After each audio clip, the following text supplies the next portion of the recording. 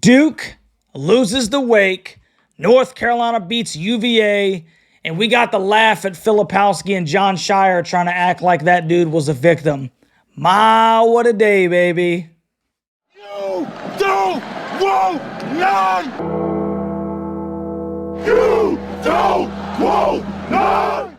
What's going on, Tar Heel Nation? It is your favorite North Carolinian, Russ, the Tar Heel. And in this huddle, we're going to talk about the number 10 North Carolina Tar Heels 54-44 win over the Virginia Cavaliers.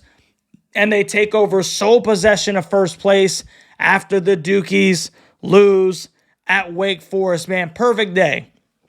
Perfect day, bro. First, we get to watch Duke drop a game to Wake Forest at Wake Forest. Then we get to watch them play the victim as Filipowski, tries to shove some Wake Forest, fan who's trying to celebrate, ends up twisting his own ankle or something like that, gets carted off, not carted off, but you get the point. His teammates are carrying him off the floor, and then John Shire is all up in arms and everything because he thinks that somebody hurt his player. I can't wait until he looks at the game film and sees that guy try to shove that Wake Forest kid and then twist his own stinking ankle.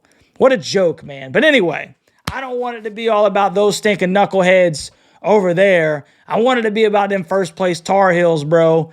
54-44 against Virginia. The first time since 2012 that the North Carolina Tar Heels have beaten the Hoos in Whoville. And what a game. Ugly game. Disgusting game. One of those games that, quite honestly, bro, I really don't enjoy watching. The only good part of that game was the Carolina blue that was all over my TV screen. But watching them play, man, is some of the ugliest basketball there is, bro. But you can't argue with the results, man. I mean, Tony Bennett, they've won a lot of games by making games ugly. And boy, was this game stinking ugly. So I had Carolina winning by 12. I said 71-59. Well, not even close, but they did win by 10. 54-44 in a defensive battle. First and foremost, man, I got to give a huge shout out to Cormac Ryan. My dude was 10 for 21 in his last two games coming into this one. A week off. Everybody's talking about how he's finding his stride. We're hoping that this week doesn't make him, cool off. He did not cool off one stinking bit. My dude led all scorers with 18 points. And he was 6 for 12 from the field, 6 for 11 from 3, and 5 for 8 in the first half, man. Completely basically carried that Tar Heel offense on his shoulders in the first half. 6 for 12, 6 for 11, 18 points, bro. Hey, big shout out to Cormac, who was actually starting to fill it up, man. I think he's shooting 50% from 3 in his last 3 ball games. And when you shoot that way against a UVA team that prides itself on playing good defense, hey, man, X Factor, bro. Absolute X Factor. That's what Cormac was in this ball game. RJ, my guy, had to fight for everything. Probably one of his worst shooting games of his entire career. 1 for 14 from the field, 1 for 8 from 3. But he got to the free throw line in the latter portions and went 9 for 10 to finish with 12 points. Armando Bacot finished with 10 and 13 for his 82nd double-double of his career.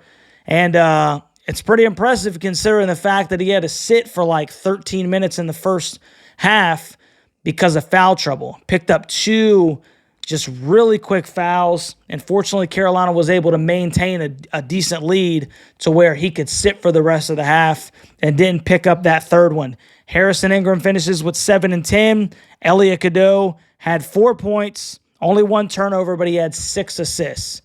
6-1. Big time, baby.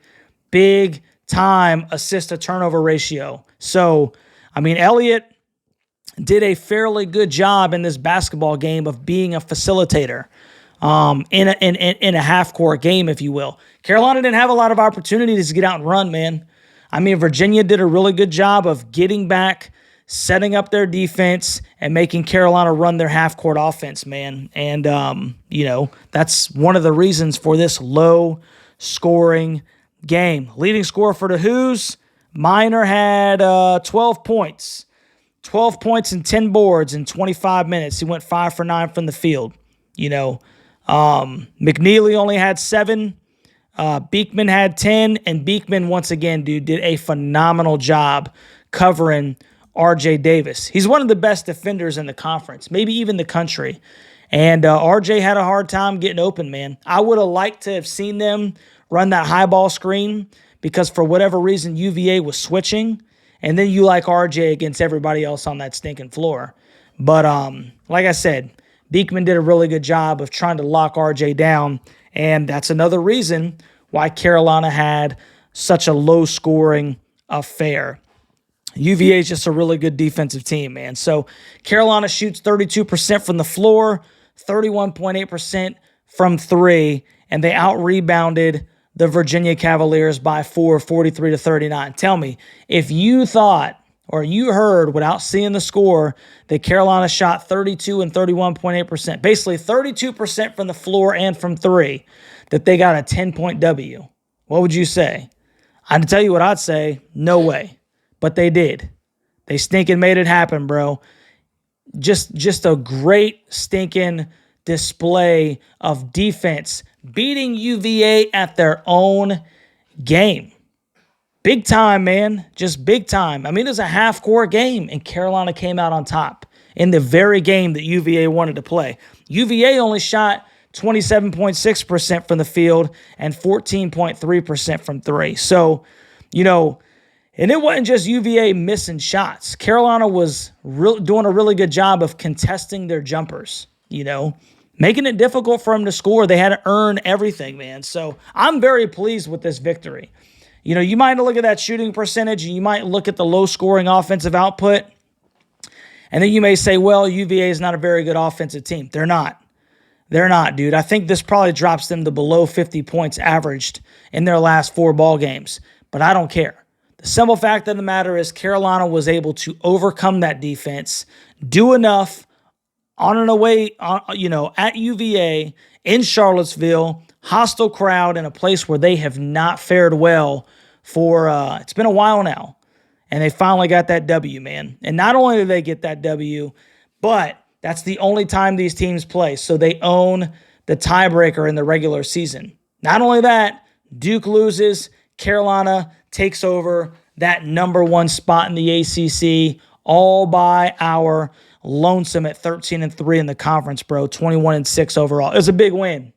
A big win, man. It's one of those things where you get that weight off of your shoulder. And, Armando, for all intents and purposes, man, I'm glad that he got to experience that because he's a Virginia kid. He's from Richmond, and it was good to see him go out with a W there against the Hoos. But I'm not going to lie to you. I'm glad that stinking game is behind us because ugly basketball. It's not the funnest game to watch. So Carolina gets that 54-44 dub against the Cavs. Creates a lot of separation between those two teams. Obviously, Duke is now 1 game back, but Carolina also has that tiebreaker despite having to go to Durham a little bit later. And good news, Carolina gets a 3-game stretch where they're playing in the friendly confines of the Dean Dome on Roy Williams Court, man. Big games. Big games coming up, man.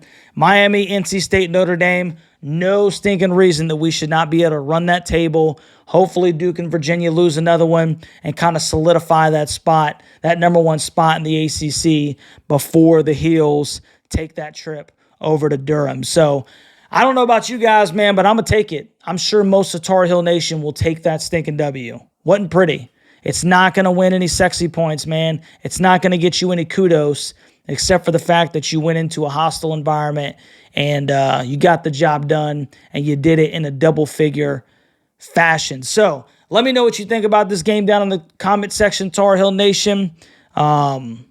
Tell me what you think, man. Goods, bads, what you like to see, who played well, who didn't play well. What'd you think about the way that Coach Davis coached? Let me know about it down in the comment section, man. If you haven't already, like, share, subscribe to the channel, and consider becoming a member of the Huddle Hooligans as it helps keep the lights on, if you will, right? So I love you guys, man. I appreciate everybody that came and hung out during the live stream, man. We had a stinking blast. Got to make fun of Filipowski a little bit. Hopefully the kid's not hurt. You obviously don't want him to be hurt, but I have a hard time feeling any sympathy for somebody that, from the surveillance cameras and the footage that I observed, it looks like, you know, a really crappy acting job. That's just my 2 cents, bro, and I'm not trying to you know, just throw on shade because it's Duke. It really did look like a joke. And but unfortunately, I will say this with no shame, and it's truthful. This is not just me being a North Carolina fan. That's what they do over there. You know, bunch of punks, bunch of spoiled, rotten, rich kids. We were talking about it. Bunch of entitled kids, you know, that feelings got hurt, you know, and then you start doing the, oh, he hurt me, playing the victim card. And, hey, man, you tell me what you think about down in the comment section, too, with the flip-flop. We'll call it that, because everybody likes to call him Flip, right? Oh, Filipowski. Well, tell me what you think about the flip-flop, man. Was it legit? Was it not legit? But more importantly, man, tell me what you think about the Heels W over UVA. Love you guys. Love you, Tar Heel Nation. We'll catch you on the next one, baby.